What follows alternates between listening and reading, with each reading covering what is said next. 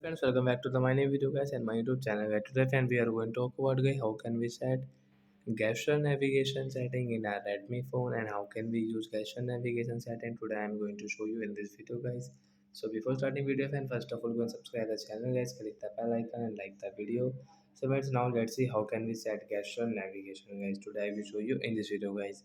So before starting video friend, first of all go and subscribe the channel guys, click the bell icon, like the video. So we will on phone setting guys. After on phone setting guys, scroll it. Friends, you can see guys your home screen setting guys, tap here and guys click on guys your system navigation setting guys. Friends, you can see this gesture navigation setting guys you want to set. So guys you can set from here. After that guys, how can you use? You can see guys your gesture navigation will set. So you want to back, so you can back from this right and left side. You want to close app, you can close app from like that guys. You can use your gesture navigation setting guys. So like that guys, we can use gesture navigation setting.